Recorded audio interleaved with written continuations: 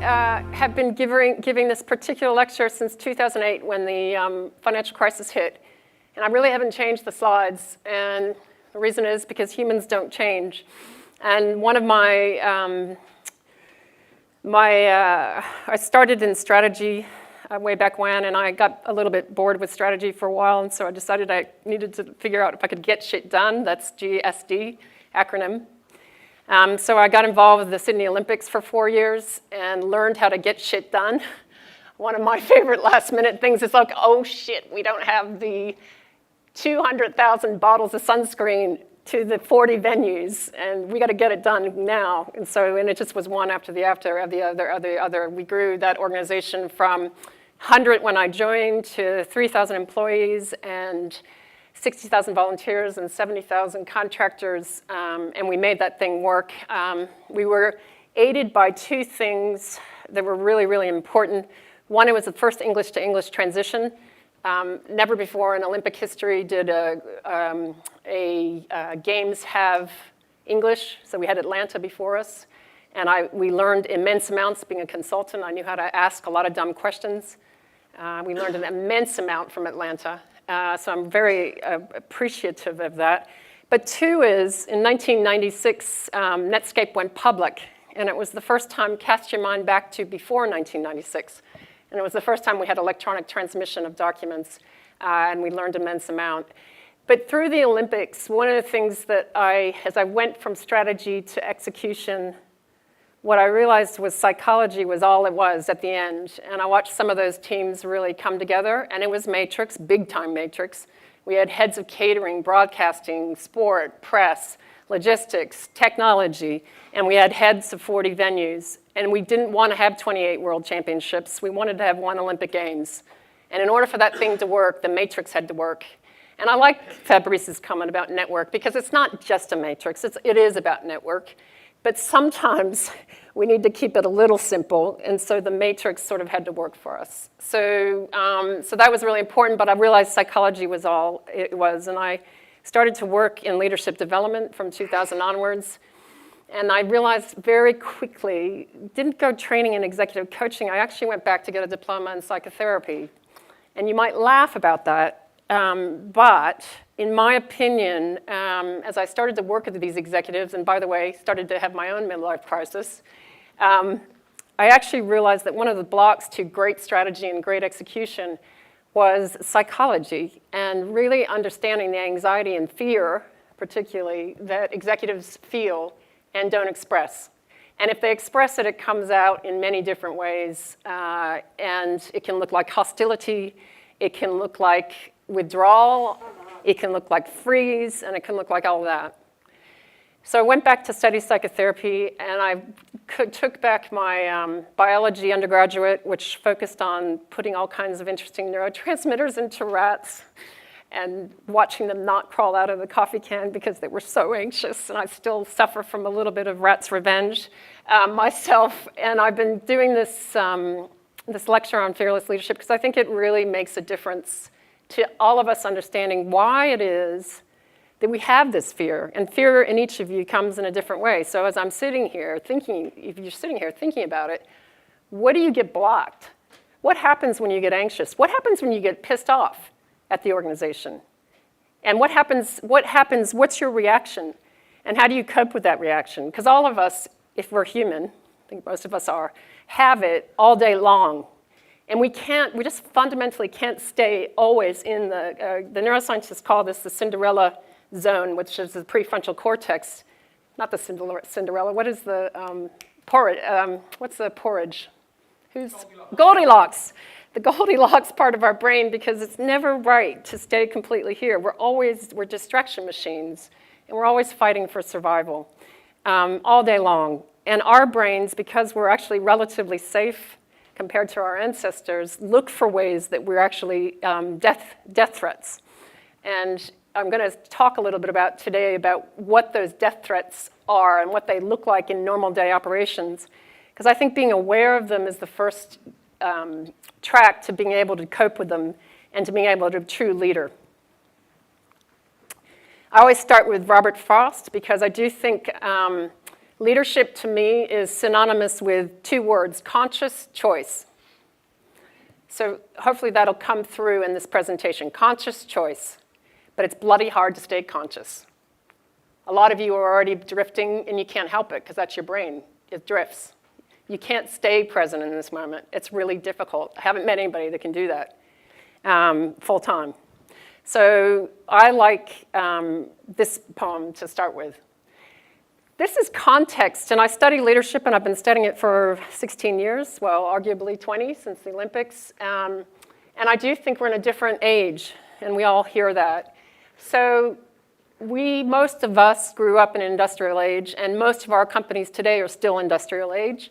And the control is about who has the power, who has the capital, financial capital, who's got the power in plants, and that's who leads. It's very systematic. When I started my consulting, we were doing process reengineering, we were doing TQM, we were doing all of that stuff, and it was systematic, it was very task-focused. We were measure.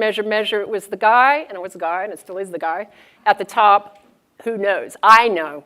He knew, and it is he. And really, there didn't have that much feedback. It was all about command and control down from the top. And it was structured like that, and that's how industrial organizations grew, and it was right for what they needed to do, and it was the right thing. I actually think when 1996 hit, I went to Stanford from 93 to 95.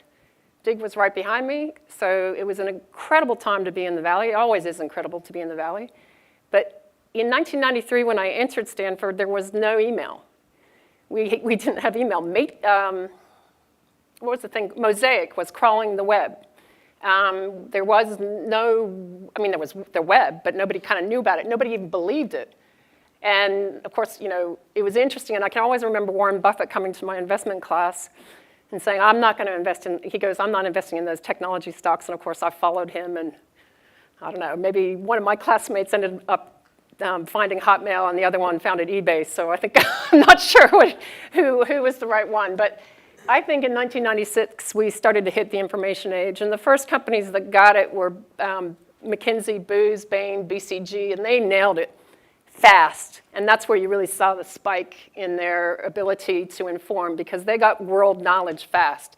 They put knowledge officers, and they exchanged that. They'd always been doing that, but with the internet, they did it fast. And they could get templates over to each other immediately and share knowledge like there was tomorrow. So the 28-year-old could actually advise the CEO of one of the largest banks in Australia, et cetera. It became visionary. Jack Welch arose in this area, arguably before that, but it became visionary, so who could start to see what's possible, much more people-focused. Our function in HR actually started to change a little bit. It was in the industrial age, it was about hire and fire and deal with the administrative. And now we actually began interested in how people collect information. It was a bit more courageous at that time because we began to see people taking big bets. And certainly, for those of you who can remember, 1995 to 2000 was an exciting time. It was changing the world. Everybody was becoming billionaires overnight. And then the dot-com, crash hit.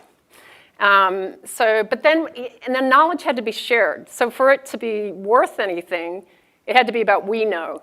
And that was really important. And that's where GE started to kick in and lead the process of performance feedback. And it was one way still, but at least there was feedback, and it started to become really important. I actually think we're over here, but most organizations aren't even close to being here. And this is where ideas are powerful, because knowledge has now become a commodity. Knowledge is easy. You just put it on the internet or just dial Google and look up knowledge. Knowledge is not, it's not the be-all and end-all. And you actually can see I won't say decline, but the flattening of revenue of the McKinseys of the world. Booz my company decided to sell itself to PwC. It's not got the, you can get the knowledge. The power now in the new organizations is ideas. And that's really important because it means that we actually have to have creators, which means that we actually have to have people that can feel empowered, protected, encouraged, and all of those other things to create new ideas. every level, not just the guy at the top. And it's got to be about the brain, because we need to understand, and now with the coincidence of all the functional MRIs and all of the information that's coming left, right, and center, we're actually finding out more about this, how this thing works on the top of our head. And we're actually beginning to apply that pragmatically in how we actually understand how we work. So the operating system, it's kind of cool to start to understand the operating system at a level that the everyday person can understand. And we're really interested. But in order to do that, we have to be able to say, I don't know. I don't know how to do this. And I'm just, and you guys know, I mean, when I first started coaching about 16 years ago, I was intrigued by the fact, I get to a part in the conversation, in the first conversation I have with leaders, and the guy, usually the guy, sorry, the guy I'm always going to stop the conversation, would say, I got to tell you a secret, and I know what the secret is. The secret is, I don't really know what I'm doing. And it was a shame thing, and it was really interesting. It was a shame thing. I really don't know what I'm doing. And the answer to that is, in this age, if you knew what you were doing, I'd worry, because you would be doing last year plus or minus 10%. And that's not good enough in this age. You actually need not to know what you're doing in a weird way. And you've got to be vulnerable to say you don't know what you're doing. Because if you don't know what you're doing, that means you've got to facilitate the wisdom around you. And if you're going to facilitate the wisdom around you, that means you've got a lot of conversations you've got to have. You've got to pick up the phone and start understanding what people know in this business and how the expertise can flow and how you can create new ideas by that. Because not one person can do that. Anybody that was here at the summit and got to hear Brian's talk, there is a great book called The Wisdom of the Crowds. That book is really essentially about what we need to do now. How do you actually work with crowds, work with our employees to get the best idea created? Because there's not one person that's going to be able to do that. And we need every direction feedback. Right now, it's coming from the manager, and we've tried to make it more simple, and we'll continue to try to make it more simple, but we're going to need lots more directions of feedback, not just manager to employee. We actually need lots of feedback to make this work. And so we're going to have to start working on this. So I aspire to be in this imagination age. I actually also call it an integration age, because I think you see it in the universities. My favorite university in Sydney is University of Technology in Sydney. I'm on the board of the business school there, and I love it because what they're trying to do, and actually Catherine, my name's blanking, our previous CEO from, thank you, is just become the chancellor of UTS, and UTS is a new school, but what it's doing is exactly what Macquarie explained at the symposium last week. It's really, really trying to break down its silos so that it can actually go into learning space. I think we're seeing it in medicine, or at least we're starting to see it in medicine, and that's one of the big things that needs to happen. This company needs to be in the integration age. We need to figure out how to break the silos, and I'm sure you've heard that before, but now more than ever, we need to learn in an integration age. So what is leadership? And I thought I'd start off with a definition of how I see it, and I've adapted a Japanese proverb to that. And you'll see this, there are 4 parts of it, and you'll see these 4 parts of it really defined over the next year. And I'm going to ask Carolyn Taylor and Michaela Nesbitt and Di Tilley, who have just joined us, to really define on Wednesday what we're planning to do around leadership development. But for me, it has 4 parts, and I always never go more than 4 because I can never remember 5, so that's the way it is. So it starts with strategy without execution is a daydream. Execution without strategy is a nightmare. Either without a way to collaborate is unsustainable, and all without a kind and curious awareness of self is meaningless. So you can see the 4 parts of that. That'll resonate, hopefully it'll resonate with you as we go through and talk about what leadership is to us. So we really see it as strategy, as execution, as collaboration, and then as a personal journey inside. And you notice the word kind. I'm pretty serious about that. It's my highest value. And kindness comes with forgiveness. We're not going to get this right each time. We've got to forgive each other. We're going to make mistakes all over the place. Where's Liza? I had to call Liza. I said, Liza, I haven't talked to you for ages. That's not good. If we don't talk all the time, I'm imposing something on Cam that probably won't work because we haven't had a conversation. So, and I just, I need to seek the forgiveness for that. We're not crazy offline, but I just haven't picked up the phone. And so I think if I could ask you guys to remember that the kindness and forgiveness is essentially important. What is leadership? So you'll hear more on Wednesday. Around the boundaries, we keep this, but the strategic leadership, which is undergirded by a quality, I think, of innovation, which we've always had in our organization. Results leadership, which is undergirded by a quality of agility and to be able to maneuver and respond to our competitors. People leadership, which is really about the collaboration. And self-leadership, which is about performance. And when I say performance, it's really about how the brain, heart, and gut is really important these days. Sylvia Damiano, who's a former colleague of mine, is going to speak tomorrow. You all have her book. You did her survey. The understanding of how this body is, not just this, but this, is becoming quintessentially important for leadership. And we're beginning to understand how important it is to behavior. And we've got to get it right. Our diets are creating havoc. Our lack of exercise is creating havoc. Our lack of sleep is creating havoc. And the best organizations in the world are going to know how to create the most brain-friendly organizations in the world.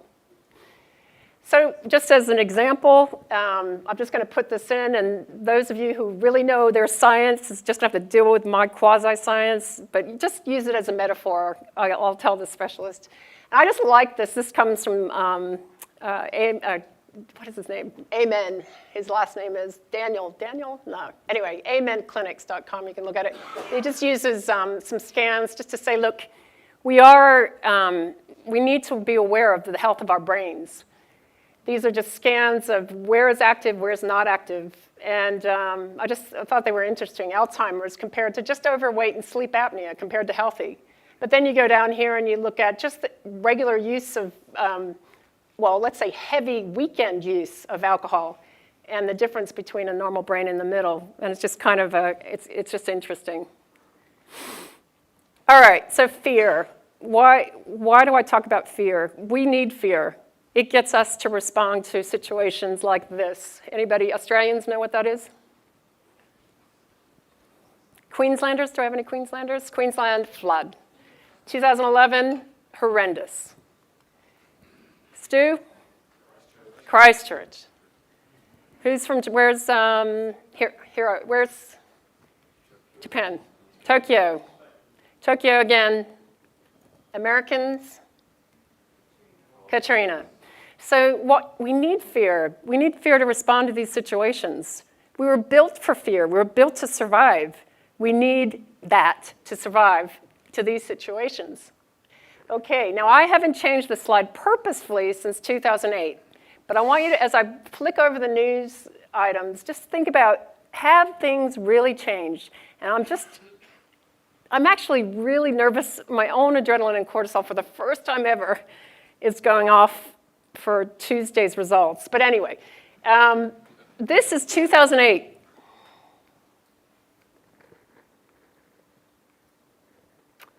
I don't think things have much changed. It's 2016, almost 2017. I don't think things have much changed. And I don't know. It'd be interesting to see what Wednesday we wake up to on Wednesday, so we'll see. But this is what it is. Forget about the economic crisis. This is what every day looks like in workplaces.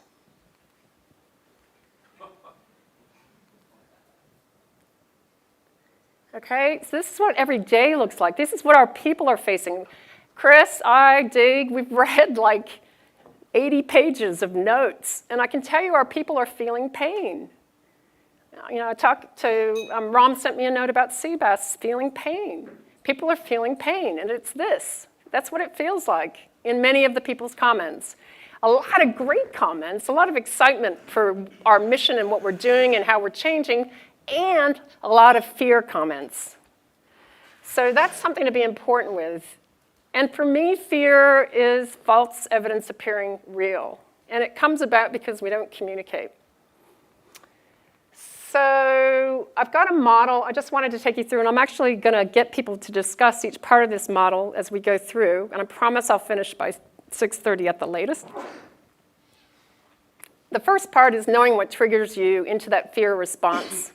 And if you know what triggers you, then you can actually deal with it. The second part is knowing how you respond automatically. And think about it right now, what's your automatic signature when you know you're in stress? Most of us have some version, and you guys know this, of fighting, fleeing, or freezing when we're in stress. We may not show it at work because we're very well conditioned to behave, but we feel it. And that's really important to know what yours is and know when it's going, and to actually be able to feel the heart rate, to be able to feel your breath rising to your chest and not being down to here. You can actually do it right now. Where's your breath? Most of your breath is not down here. It's actually up here because we don't know how to breathe. We really don't as a society. We are riddled with adrenaline and cortisol. We have overused that, and this knowing how you respond automatically is half the trick. Choose rationally instead is not an easy thing, so go back to leadership as conscious choice. Neuroscientists say that we have veto power, so they've been able to measure this. I don't know how, but they say 0.3 of a second for the stimulus to come from our unconscious mind to our conscious mind. By the time our conscious mind gets the stimulus that we need to respond to, we've got 0.2 of a second to respond to what that stimulus is. And for me, that's the pivotal point of leadership. And that's how you get it. And then, so what does that mean? It means we need to have mind fitness. And now I'm going to add mind, body, heart, gut fitness. And it's not something we as a society necessarily have, and maybe we never have as humans. Maybe that's the human experiment. I study a lot of different types of literature, be it a lot of religious literature of all religions and all philosophies. And you go back to what everybody's trying to do. It's all around how do we have this type of fitness. So let's just go into here. And again, apologies to those who know 1,000 times more than I do, because I am going to narrow this down to an incredibly simple metaphor. But the metaphor works for the brain for some reason. I've been doing it for many, many years. 3 parts. I'm just like so aware of the neuroscience. Anyway, 3 parts to the brain in my simple mind. And I always think of the most reptilian part of it, which kind of starts there and goes here. And that's the part that's keeping your temperature, and you don't even need to think about it right now. That's the part that's driving your heart rate. That's the part that's doing your breathing. And you don't need to think about it. It goes. But it's really important in the fear response. The second part is more of the mammalian part of the brain, which is all the colored part, which is the middle part of our brain. And that's the part that has lots of the ancient memories and lots of the things that you developed as a kid that were routines that you now call reality, that you think everybody else's reality is, which is actually not the case. But that's your reality, memories, routines, quick responses. Anybody been in a near car accident and managed to avoid the car accident? Tell me about it.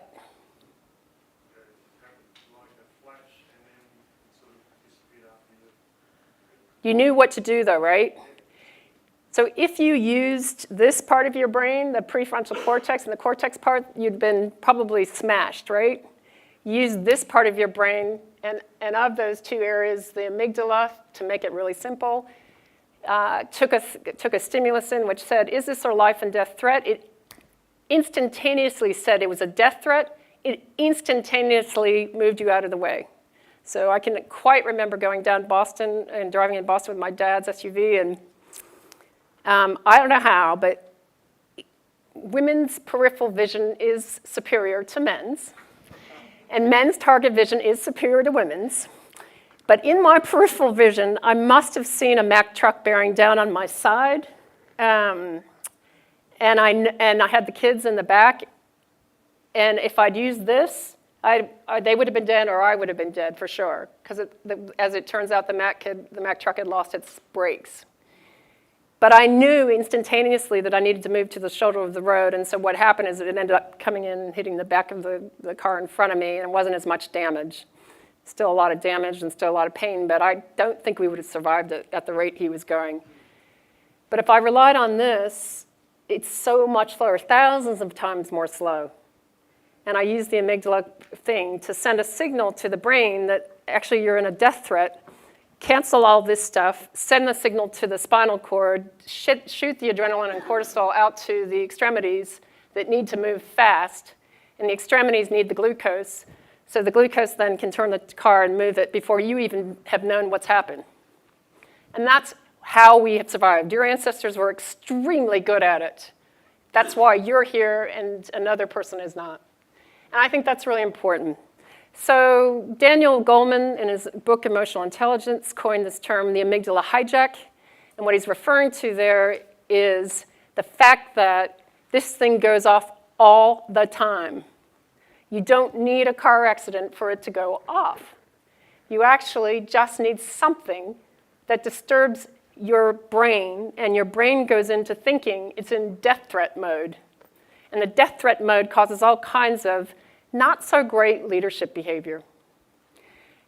And one of my colleagues who's kind of spent a ton of time now with neuroscientists all over the world, in fact, many years, talking to them and trying to make what they're finding into applicable to leadership.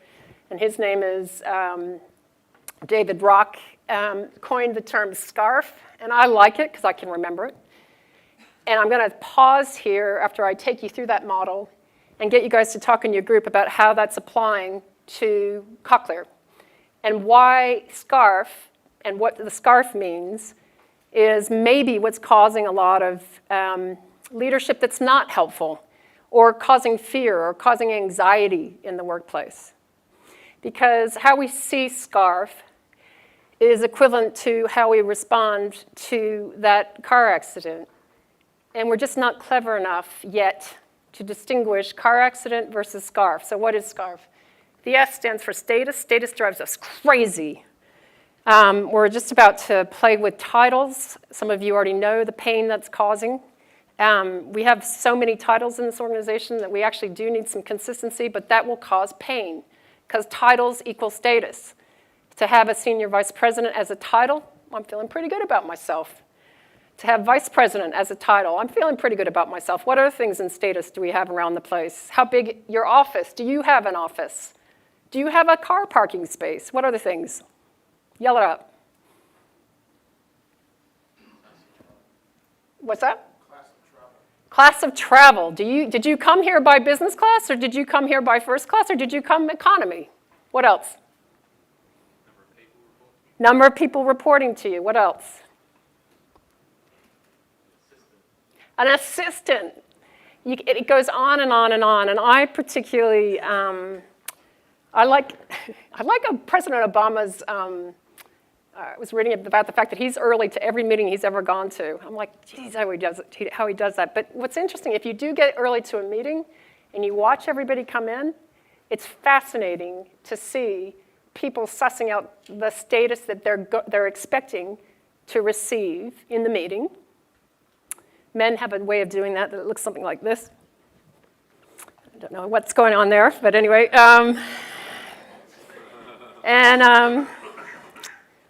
They come in and they go, so what's the status I'm expecting to receive? That's what their brains are doing. They set that status. If they get that status in the meeting, everything will be okay to them. It'll mean subconsciously amount of how much I'm listened to, how much I'm allowed to speak, how much people are going to go, yeah. And if they don't get that status, they'll have an amygdala hijack. It's so finely tuned that if you don't get status, and it's important, I don't care how Buddhist you are, even the Buddhists get an amygdala hijack about status. They just define status differently. It's so important to how we've survived as a culture. It's ingrained in human DNA to know where we are, and it sends everybody ballistic. And we can never get it quite right, but we can work on it. The other thing, and this is interesting, so if you approach a car and you expect to just kind of tweet it, and all of a sudden there's a code you actually have to put in to get into the car, the brain can't match that pattern to a pattern that's always known, and even just that pattern mismatch sends a problem. It's a problem we can't see. We can't see it. So the lack of certainty causes us craziness. So as a leader, as you're going around the mountain, you've got to tell your folks, even though you don't know that's quite the right answer, you got to say, we're going left around the mountain. That's the way to go. And you got to give them some certainty about where you're going, and you're going left. You might make up some reasons that might be helpful, but we're going left. And they've got to believe you've got certainty about where you go, because if they don't, then their amygdala hijack will be going off because they just don't feel that certainty. Now here's the trick. There's a balance to that. The next one's autonomy, and I think this is the leadership dilemma, because sure, tell them that you're going left around the mountain, but as soon as you start telling them about how many pounds to carry and what to pack and what type of sleeping bag and how many rations of food, they're going to start getting really pissed off that they don't have a say in how they're going to go left around the mountain. What's that? What's another word for it? Micromanagement, right? So, and every single one of our people has a different level of autonomy need, and it changes as they develop into their role. So, some of us, Chris, are off the scale needing autonomy like crazy. If Chris tried to micromanage me, I would go nuts. And he's pretty good. So he's got me in the right balance, but he's got to give me enough certainty to know how I'm maneuvering in that. But other people that work for us need a shitload more autonomy. A lot more certainty. They don't need the autonomy, and they get really scared when you leave them to do what they want. Some of my people, I'm looking at Jen, I don't give enough direction. I need to get better at that. Because I forget that not everybody operates like I do. And that is how do you get that balance for the people in the right place so that their brains are actually working to their function and they're not in fear? I think that's one of the biggest leadership challenges. I always say, it's like the guy on the balcony, and he's looking down at the dance floor. He's the leader. And he's seeing his people dance around, and he's seeing the champagne and the waiter coming through. And he knows that his people are going to knock over the champagne glasses, so he's giving them the autonomy to do that. And that's hard. He's not going to run off the balcony and get that. He's just going to let it happen. And he's going to let them learn with autonomy through that. But the next point, he looks up and he sees the chandelier shaking, and he knows he needs to not give them the autonomy on that. How do you make those calls all the time? And how do you make sure that your team is constantly learning so that when you leave this organization, there is a ready successor in place? And they're not going to be ready 100%. They'll be, I always give them about 70. How do you ensure that there's a leader that's 70% ready? That means you've gotten the right balance of certainty and autonomy. And good luck with that. That is one of the most difficult things. I've been practicing this forever. I don't get it right. It's a balance and it's an experiment. Next thing is relatedness. We have to feel like we're part of a tribe. We have to know that we're part of a tribe. This is so hard to get, and now we're creating matrix organizations or network organizations, Fabrice. How do we know what tribe we belong to? If we start feeling like we're on the outer, that someone got invited to that meeting and I didn't get invited, I get really fearful or angry or pissed off. Those are all versions of fear. And one of my favorite neuroscientists is a guy called Matt Lieberman, and Matt wrote a book called Social that I've really enjoyed and gotten to know Matt over the years. His wife is Naomi Eisenberg, and they do this great body of research on social pain. And they do this little experiment. They put you in a functional MRI, and they give you a little device. And I'm throwing the ball. It's like an electronic ball game. I throw the ball to Neville. I think Neville's in another device somewhere, and Neville throws it to Georgie. Georgie throws it back to me, and we're all having a grand time, and I'm doing really well. My brain looks really healthy. Blah, blah, blah. All of a sudden, you guys don't throw the ball to me. It just takes that stupid electronic game to show up as fear in my brain. And they've showed that the social pain network is just the same as physical pain. You can actually treat it with aspirin, and you can actually make it go away. And even not only just aspirin, but you can actually give it, I'm losing my words today. What's the word? Not a panacea, placebo, thank you. You can actually give it a placebo and you can make it go away. And it's fascinating. So we need to belong. And how do we create belonging? Communication, engagement, engagement, engagement. And the last one is fairness. Good luck with this. We all constantly see things that are not fair. All the time. All the time. All the time. So, Fabrice, I'll give you $1,000. Okay, the deal is you got to turn to Dean and you got to offer some amount of that $1,000. Dean's got to accept it and then both of you can keep the amount. How much are you going to offer? $1. We play this. Dean, do you accept? No. Why not? I would have expected at least half. Right, right, right. But who would have accepted it? Who would have accepted it? Anybody? Why? Why? Brendan, why? You're better off. Why wouldn't you accept it? You get $1. At the moment, none of you guys walk away with nothing. But Dean didn't accept it. Why? Because it wasn't fair. I used to work in Commonwealth Bank. Asset managers, Matt, asset managers make millions of dollars. Do you know who were the most upset on bonus day? I had line out the office. I didn't get as many $1 million of bonus as he did. I'm really, really jacked off. And it's not fair. It sends us crazy. Comments, insights, questions? I have a habit of cold calling too. Thank you, Jan. Autonomy, we think at the moment is very relevant because I think the fears around one cochlear relate to loss of autonomy, while held be accountable for outcomes, but not have the autonomy to implement or take the measures that are required to achieve the goals. Yeah, I mean, a lot of the survey feedback said, oh, well, okay, I give up because Sydney's running the show. Just send me your commands through your email and let us know. We're waiting, and I'll give up. I mean, that's how I read the comments, and fair enough. I don't think we've done a good enough job at communicating, but it's not about Sydney running the show. It's actually about, what's my signal? This is the signal for the week. It's about that, and it's really important. As soon as people feel like their autonomy is threatened, they're out. Fine, just show me. They'll close down. I've seen it before. I saw it in 2008 big time in the banks. I was in the financial services industry. They just closed down. I'm out. Just tell me when. Any next comments?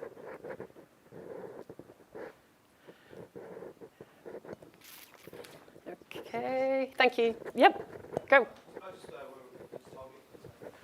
We were just talking there about certainty, and I think one of the things that people as humans, we fear losing something that we have as opposed to what we could gain. So we continually try to keep what we have, and that's just our nature. We try to keep what we have, but particularly certainty around what's changing. When there is uncertainty, people will hold on to what they know best and what's worked for them in the past. So I think that's going to be our big challenge as a company to what is possible. Yeah, and I think it was Peter Van Gerven that spoke earlier today. For me, one of the chant words that we've got to use in this organization is "and." It's the old and the good and the new. And I'm looking at Neville. He kind of probably rolls his eyes every time we say, "And we're going to do this new strategy." One of the things I got a chance to do was read a strategy. I think it was from 15 years ago, and you guys ought to read it because it's not a lot different from the strategy that we're trying to follow today. We're a lot bigger, and we do need to change things, but it is an and. And I think that's really important because the result is we'll just go back to what we've always known and not learn anything. And an organization that doesn't learn dies. So I think it's, the great thing about this is that we're all human, so it doesn't matter where you are in the world, this applies. That's the first thing. Yeah.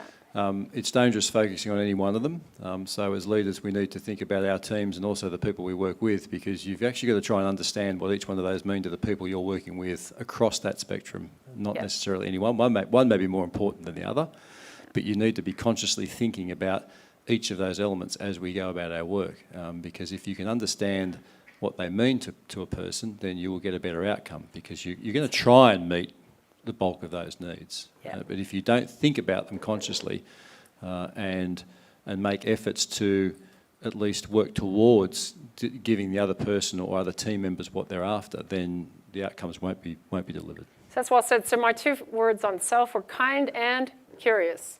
So the curiosity is so important for us. Be curious about what that other person's thinking, how they think. Their thoughts are completely structured, completely differently from yours, absolutely differently. I don't care where they come from. They cannot be the same.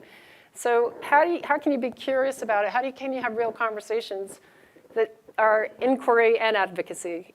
Those two things have to be really equal in any conversation. Any other comments? Yeah, thanks. So we talked a little bit about status, and while there clearly are status differences, I think Cochlear in general, we said that it's a very collaborative organization, and just because you're a VP or a senior VP, you often will go to the expert who can be very, very low in the organization from a hierarchy standpoint, but they're the expert. They have the domain knowledge that you need in order to help make a decision or help drive a certain outcome. And I think from that perspective, we are very flat as an organization, and hopefully we'll stay that way. And one of the most important things is I agree, because I actually know most of you, and I've only been here for 6 months. So we had a candidate for Stu interview today, and he asked me what was the most surprising thing about Cochlear, and I said the fact that I already know 100 people around the world, not intimately, but I know who you are. I've had a conversation, most of you. I mean, that happened so fast. But the challenge is now, as the organization gets bigger, how do the people underneath us who never get to travel get a sense of who is the expert in the world? And that's one of the challenges we have in the internal comms structure that we're building, because we're going to get to a size where we know who they are, but our people don't. And that's going to be really important for us to get that across.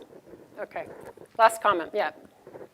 To me, I think one of the key questions for this team here is how can we help our teams underneath us when we actually have some of these triggers ourselves. So some of the comments earlier today was around certainty, and we don't have that certainty, and we don't exactly know how one cochlear is rolling out in this area or that area. How can we live with that and help give some level of certainty to our teams when we don't have it ourselves? And I think that's what we really need to strive to do as a good leader. Well said. And so that, for me, goes to the right-hand side of where we are in leadership, and the structure of leadership was vulnerability, which means I actually don't know. So I need you, team, to help me work this out. And you know what? It's okay as a leader to say, I don't know. I think you've got to make sometimes calls if we're going left around the mountain, and your leaders go, okay, phew. But how we're going to go left around the mountain, I don't know. Can you guys help? I really don't know. Or I've screwed this up. I really screwed this up. Can we correct this and agree that I screwed it up? And people go, phew, he's human, she's human. And that's really important in this culture to have that kind of behavior. Let me go on to the next, knowing how you respond consciously. So this is incredibly simplistic, but again, metaphor. If we were all icebergs, all you could see of each other were the very tip of the iceberg, which all I know of Neville is what I can see. I see Neville more than I see Andrew, although Andrew, you're on level 4, but I see Neville more. So maybe I have more data points. I can kind of come in and take that. But all I see is what he's showing on the outside and the behavior he's showing, so I can put those data points in. For me, that's Neville. I can't see what Neville's conscious intention. He can. He knows what he's intending to do, and he knows what he's intending to do each day. And when he's really conscious and not going into subconscious routines, he has an intention about what's going to happen. I asked each of the core team members before we started, what's their intention for how they want to see this come out? And I did that because it's hard to get in touch. Like, go right now. What's your intention right now for how you're going to experience the next couple of days? Just do that in your mind when your mind is straying. You know that, but I don't know it. I can only get it from behavior that I can see. But what's interesting, and the reason I went into psychotherapy, is we're driven so much by subconscious routines because they're quick and easy to understand. But that's what causes the chaos, because we're not often aware of those subconscious needs. And they started in utero, possibly for hundreds and hundreds of thousands of years through our DNA. DNA is expressing. I come from a long stock of Irish Catholic, and that is a problem. So I'm looking back. And it's a good thing, too. But there's some issues with that long stock of Irish Catholicism. And I'm not aware of that. And I'm not aware of what happened with the military upbringing in my moving every 2 years, including Cold War Germany, Berlin. There's a lot of weird things about my personality that catch me off guard. So if you wanted to keep it really simple in fear, fight, flight, freeze, when people are in fear, you can see that. I can see that. I can see it in myself every day. I'm like, oh, shit, here we go again. What if you kept it really simple? What's going on subconsciously? Some of us need attention. Some of us need extreme autonomy. Some of us need security, and all mixes of in between. And if you wanted to say, okay, so 3 by 3, there's 9 different types of personality, and you wanted to be really simplistic about it, you could say the Enneagram is one personality device. You could use that, and you could say all the personality traits. I'm particularly, I like mine, I'm a romantic, and I'm number 4, and I know that when I get really, really stressed and I'm having an amygdala hijack, I want to get out of the situation as quickly as possible. I may not physically leave if it's a work situation, but I'll mentally leave in my head. I hate conflict, hate it. And I know part of my need is I'm an approval-holic. I need approval. Like if I don't get it, then I'm just, and so I know that about myself. I'm aware of it. I can catch it sometimes, but other times I lose it and I have the amygdala hijack because I'm not getting it. And so it's interesting. So that's one version of it. Those of you who know DISC, that's another easy personality. The D's and the I's and the S's and the C's. How many people know DISC? People know DISC? Yeah, quite a few. Whatever personality type, there's always different personalities have different fears. So the dominating person has a fear of failure and loss of power. The influencing, impressing, inspiring salesperson has a fear of rejection, a loss of reputation. The steady has a fear of insecurity and change. The cautious, the competent, has a fear of inaccuracy and unpredictability. So we all have different fears that trigger our response. So quick question, turn to your neighbor and say, what's your signature response? You don't have to use this, but how do you know you're stressed? What's your behavior? What's going on inside your head? And what usually causes it? Just a quick conversation with a neighbor, 2 minutes, go. I'll take 2 or 3 brave people that are willing to share their stress response. Here we go. Thanks, Stephen. Thanks for going first. Oh, you're welcome. So I'm probably a freezer, I think, yeah. Freeze. Yep. And what do you think is underlying the need? To keep it simple, because it's so much more complex than this. Yeah, but no, anyway. So approval. Approval. Yeah. Yeah. Join the approval. It's AA, Approvalholics Anonymous, but we're not very anonymous. So we can, I am an approvalholic, believe it or not. Yeah. What else? Who else can speak? Other signature responses. Thank you for going, Carla. And I need one more volunteer to tell Jenna you need the microphone. Actually, I'm definitely going to fight. You're going to fight. It's Italian. That's what I spent a lot of time in my life. Yeah. If you take the other line, the one with colors, to move from 100% red to put some green inside, which is more peaceful and but beginning, I mean, really when I'm under stress, I was fighting for everything. Yeah. That's what we do. That's what we do all day long. You can catch yourself. You won't show it. I've seen one physical fight at work. But you see the fighting behavior in any meeting. In any meeting, you can see the fighting behavior or the fleeing behavior, the freezing behavior. In any meeting, you watch, you'll see it. Because people are in fear. They're going into their fear response. It happens. That's what we do. It is hard to stay 100% conscious even in an hour, even in 5 minutes. It's hard. That's what this whole movement is called, mindfulness. How do you stay present to what's going on in that minute? One more comment. Thanks, Jen. In this corner of the circle, we are probably freeze and appease in the moment. However, we've all gotten to the positions we're in because we've learned to cope. So I know I will come back with a fight, but I need time to compose myself, and I need time to think through that and come back with the fight. So while the initial response might be freeze and appease. And that's the problem with the classic executive meeting that we all have. We look, oh yes, that's a great idea. Okay, we had a fight, but we'll all agree and we'll all walk out of here, and then watch the tyranny. It just goes nuts. as people express their fighting behavior in their own way, through the gossip, through the, oh, well, I was at that meeting, but look, a load of shit, just don't pay any attention. We'll do it our way. And that's human. Join the human part of it, but see if you can actually get the consciousness to make the pause. So what is the pause? That's the third step, the veto power. Unlike most other beings on this universe, we actually have something between stimulus and response. We do. We just don't remember that we do. And it's the pause button. And that's the veto power that they talk about. And I always put this guy up because he's the hero for me of the pause button. So anybody read Viktor Frankl, Man's Search for Meaning? So he had a huge influence on Covey. Stephen Covey spent a lot of time with Victor, and I probably made Victor famous in many ways, but Victor sort of exemplifies ancient philosophy that's been with us from all eras. And he makes the pause, because here's a guy that was a German psychiatrist who trained under Freud, and the mistake he made in life was he was Jewish, and he was incarcerated in the Holocaust.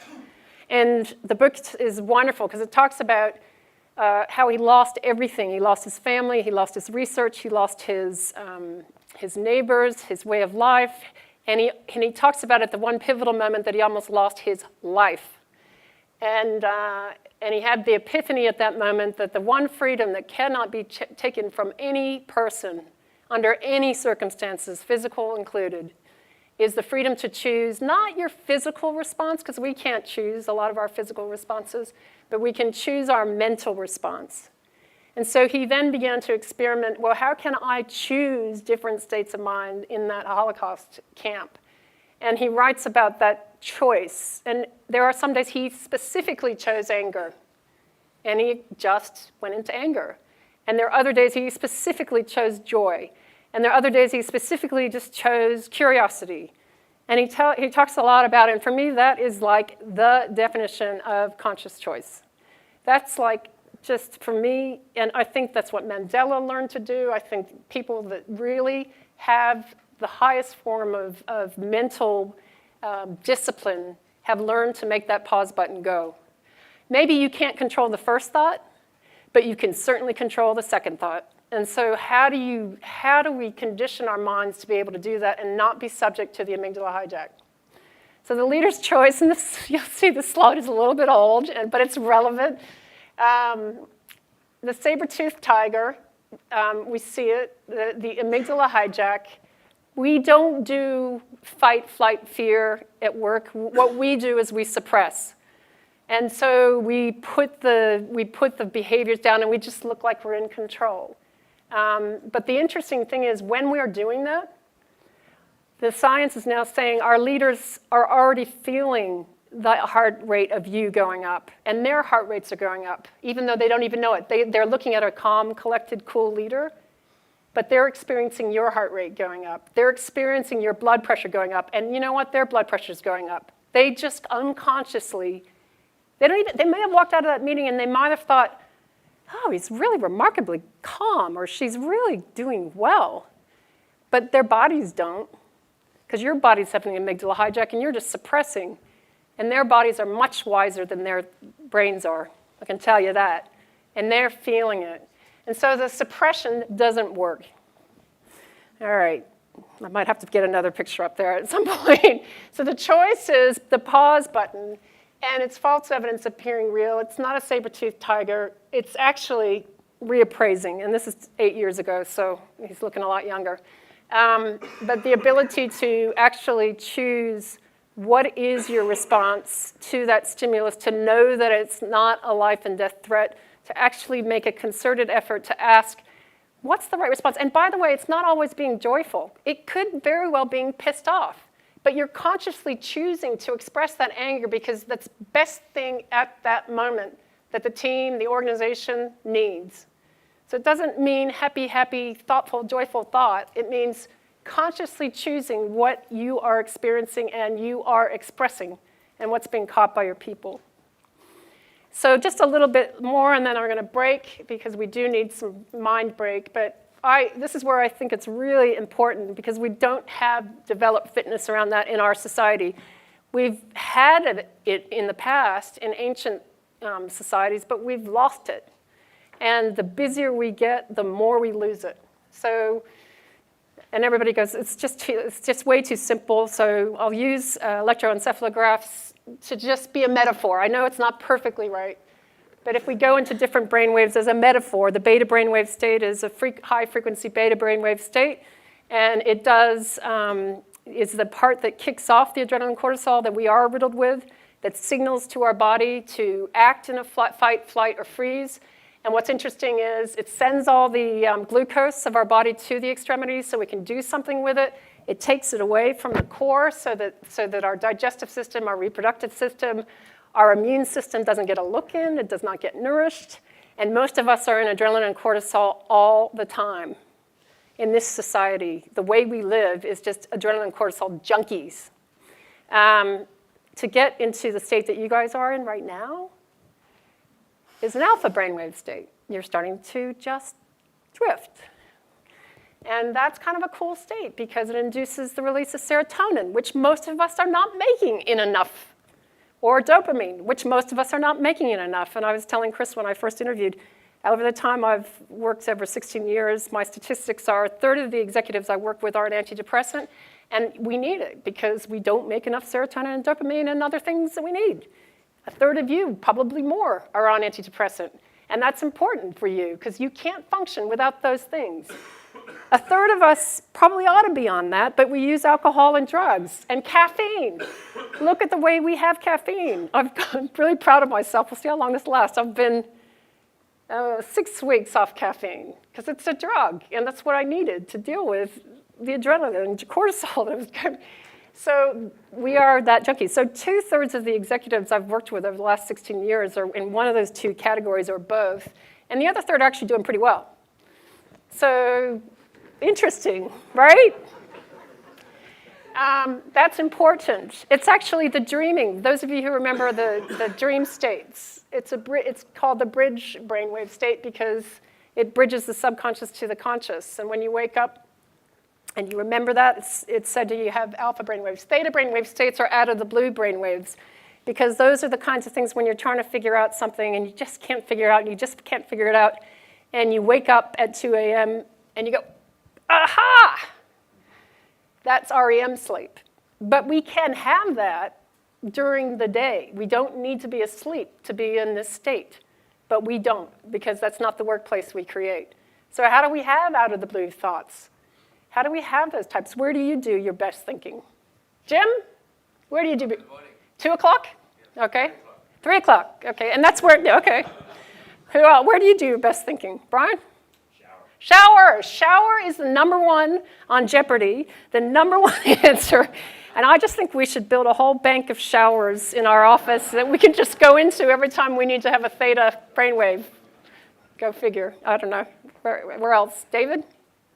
Running. Running is a classic one. It gets us into that state and we go, aha. So the challenge to all of us in this room is how do we create a workplace where we can have theta brainwaves? Ahas all the time. Don't know.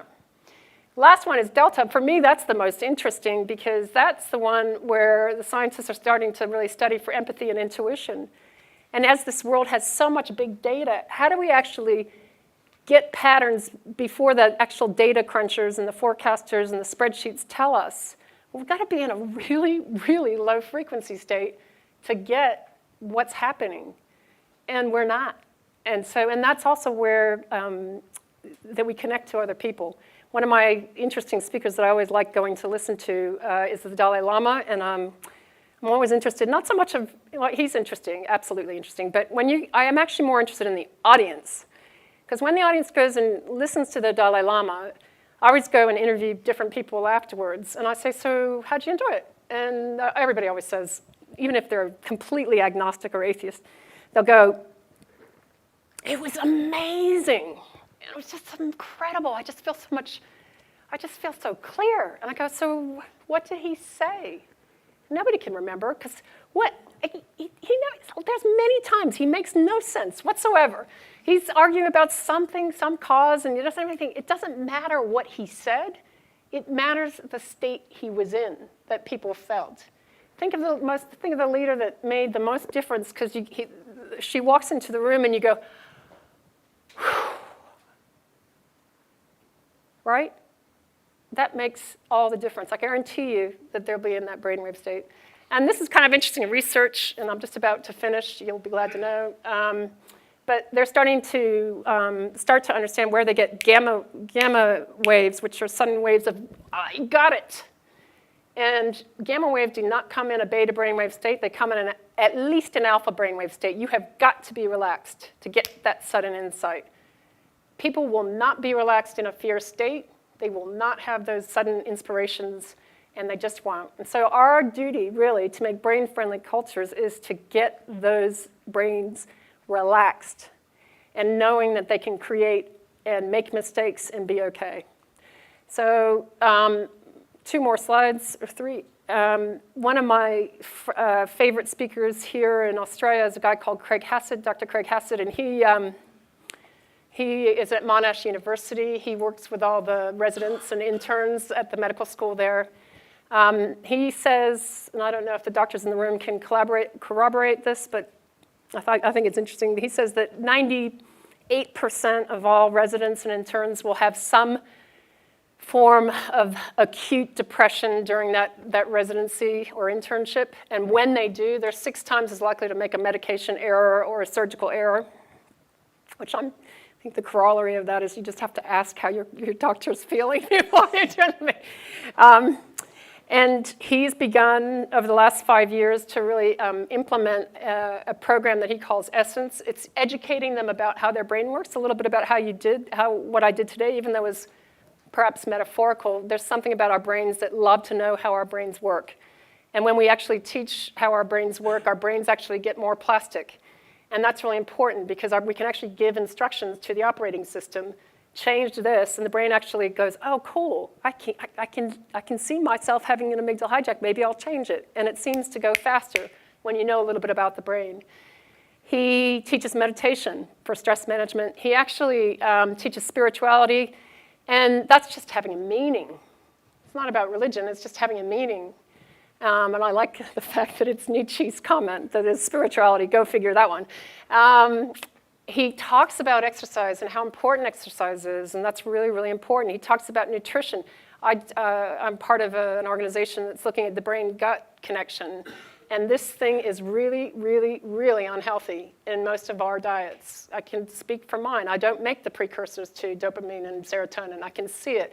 I have a very leaky gut, which means it's getting the toxins into my bloodstream and across the blood-brain barrier, and they create havoc in my brain. I grew up on cereal, white bread, peanut butter and jam, and tuna casserole. I don't have a good gut. I'm working on it. I'm working to heal it. And in doing so, I will heal this. But it's going to take a long time to get over that. And that's what he talks about. Connectedness is important. We are connected beings. That's what the opposite of isolation is.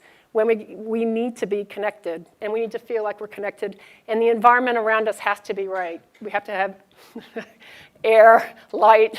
We'll have to get out in the light pretty soon, and I'm just about to end. So I love that. We're going to talk a little bit more when Sylvia comes tomorrow about the brain, and I think that's really important, especially given that we're in a company that cares about the brain.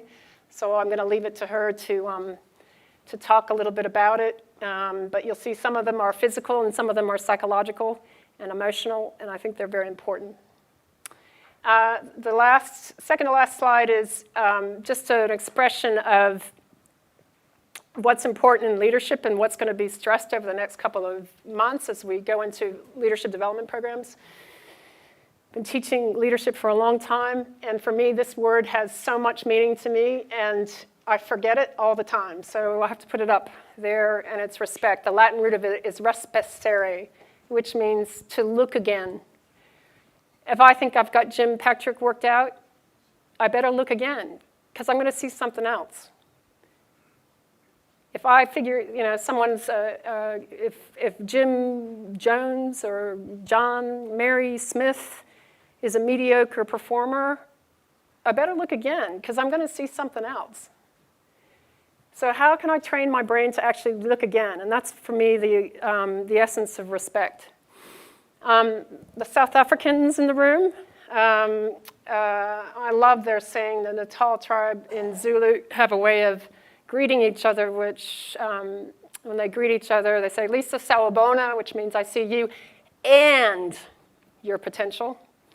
And in your response, you say Sikona, which means thank you, because you've seen me and my potential. I exist in the world. And before that, I didn't. And it was just my seeing you and your potential that allowed you to exist.